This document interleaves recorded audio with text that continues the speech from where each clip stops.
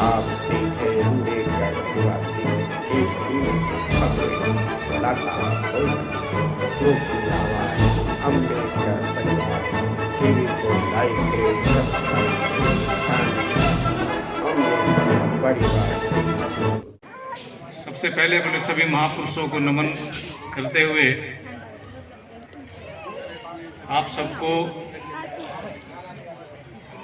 26 जनवरी की बहुत बहुत मुबारकबाद। मैं 2-4 मिनट में अपनी बात रखूंगा।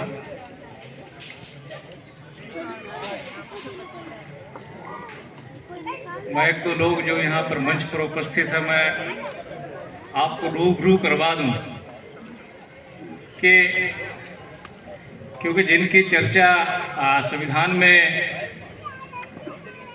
या संविधान के बनने की प्रक्रिया में रही होगी, वो लोग हमने देखे नहीं हैं। उनके रूप में कुछ हमारे सामने यहाँ पर लोग बुलाए हुए हैं। तो मैं बताता हूँ, जैसे जब अंग्रेजों का शासन था तो उनके खिलाफ आंदोलन करने के लिए यहाँ के लोगों ने जो मुहिम चलाई और जो एक ऑर्गेनाइजेशन बनाया, वो भी एक अंग्रेज ने बनवाया था। और वो अंग्रेज एक बहुत बड़े पुलिस अधिकारी थे। एओ ह्यूम, आपने नाम सुना होगा। एओ ह्यूम को तो हमने नहीं देखा, लेकिन विजेंद्र साहब, डीजीपी साहब हमारे बीच में हैं, जो ये भी रात दिन वही काम कर रहे हैं जो एओ ह्यूम साहब ने किया। दूसरे एक अंग्रेज प्रोफेसर हुए, कलकत्ता यूनिवर्सिटी में पढ़ाते थे। और वो जब पढ़ाते थे तो बच्चों को बताते थे, अपने जो कॉलेज में पढ़ते थे उनके पास में आकर के, कि आप कॉलेज में पढ़ रहे हो, यूनिवर्सिटी को देख रहे हो, यूनिवर्स के बारे में जानने की कोशिश कर रहे हो, अपनी गुलामी के बारे में भी जानो।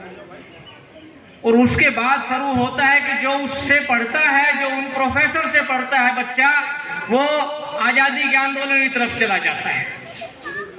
तो उन प्रोफेसर डलहौजियों को तो नहीं देखा हमने, लेकिन हमारे बीच में प्रोफेसर परमजीत साहब हैं।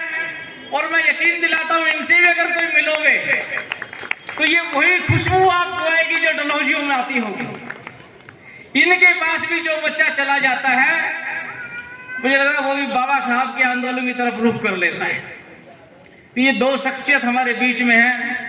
इधर भाई साहब जी हैं, जूनियर प्रभाकर साहब, सीनियर सिंह साहब, आज भारतीय समाज निर्माण संघ के राष्ट्रीय अध्यक्ष जी। आज जो संविधान पे चर्चा है, आप लोगों के बीच में भी संविधान को जानना, लोकतंत्र को जानना, ये सभी तरीके से हमारे अधिकारों को सुरक्षित रखता है, इसी से रहेंगे।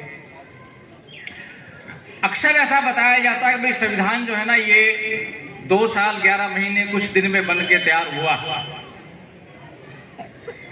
इतने दिनों में ये कोडिफाई किया गया था, लिखा गया था ये। लेकिन इसकी प्रक्रिया जो बनाने की है, वो करीब करीब बनने जिस टाइम शुरू हुआ था 108-10 साल पहले की प्रक्रिया है। और हम ये सोचें, अगर ये देखें कि वो संविधान बनाने की जब प्रक्रिया ये जो 1800 के बाद 1900 ईस्वी का जो पीरियड है, अगर हम वर्ल्ड के देखें, परिदृश्य में देखें, संसार के परिदृश्य में देखें, अमेरिका की तरफ देखें, यूरोप का देखें, ब्रिटेन का देखें, तो हम पाएंगे कि पूरे वर्ल्ड में बड़ी उथल पुथल उस टाइम हो रही है। हम देखते हैं कि 1865 में अमेरिका में संविधान में 13वां संशोधन होता है। 1865 में 13वां संशोधन होता है। उस संशोधन से वहां के संविधान में करा जाता है अबोलिशन ऑफ स्लेवरी, गुलामगिरी को खत्म किया जाता है और आजादी की तरफ गुलामों को भेजा जाता है। बराबरी की बात होती है, आजादी की बात होती है, न्याय की बात होती है। उस बात को हमारा पुरखा भी देखता है। राष्ट्रपिता ज्योतिबा राव साहब उसको देखते हैं और उसको पढ़ते हैं। उससे प्रेरित होकर के राष्ट्रपिता ज्योतिबा राव किताब लिखते हैं गुलामगिरी, और ये उन्हीं लोगों को समर्पित है, काले लोग। और उसमें लिखते हैं कि मैं ऐसा मानता हूं कि भाई भारत के भी जो शासक लोग हैं, वो लोग जो यहाँ के पिछड़े लोग हैं, यहाँ के जो दबे कुचले लोग हैं, उन लोगों को आजाद करवाने में अपनी भूमिका निभाएंगे। ऐसे शुरू होते हुए कहानी फिर आगे आती है। फूले साहब के बाद में फिर बाबा साहब तक आती है। बाबा साहब देखो जब पढ़ते हैं तो 1916 में अमेरिका जाते पढ़ने के लिए। ये जो कास्ट की बीमारी हमारे बीच में हो रही है, 1916 में 23-24 साल का नौजवान अपना लेक्चर लिखता है, द कास्ट इस मैकेनिज्म जेनेसिस एंड डेवलपमेंट, वो पब्लिश होता है। और अहम बात उसमें क्या लिखते हैं कि जो कास्ट की समस्या है, ये सिर्फ भारत की समस्या नहीं है आज, लेकिन मैं वर्ल्ड से ये रिक्वेस्ट करता हूं, जो वर्ल्ड के बुद्धिजीवी लोग हैं, इंटेलेक्चुअल जो लोग हैं, उनसे ये रिक्वेस्ट करता हूं कि इसके ऊपर गौर करें, क्योंकि आज ये समस्या भारत में है, आने वाले दिनों में ये समस्या पूरे वर्ल्ड की समस्या हो जाएगी। ये 1916 में कह रहे हैं, और आज हम देख रहे हैं कि कास्ट की समस्या ये सिर्फ भारत में नहीं रही, अमेरिका तक ये फैल गई।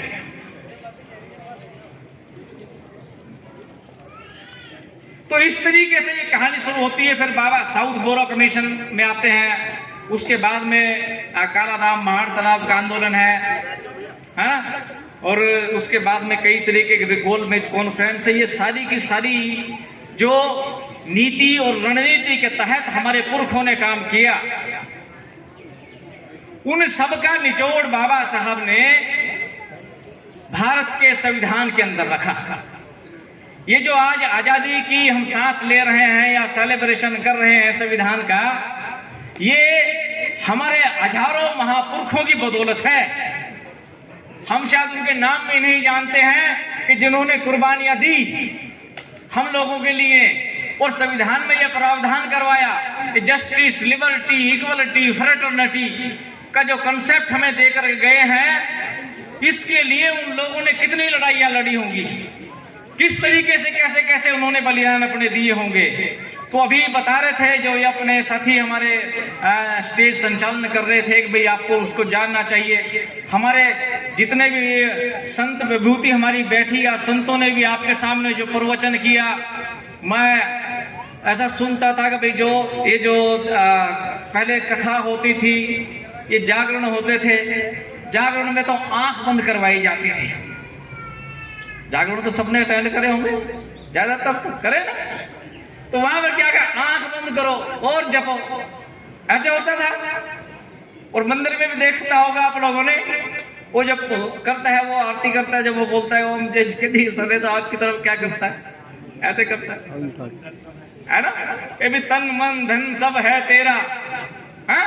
तन मन धन सब उसका और आपका, हाँ? ऐसा, क्योंकि हमने देखा नहीं उस चीज को, ध्यान नहीं देते थे, हमारी आंखें बंद करवा दी जाती थी। आज के संतों ने जिस मन से आपके स्कोप संबोधित दिया, ये वो संत हैं जो आपकी आंखें खोलने के लिए आप लोगों के बीच में आए हैं।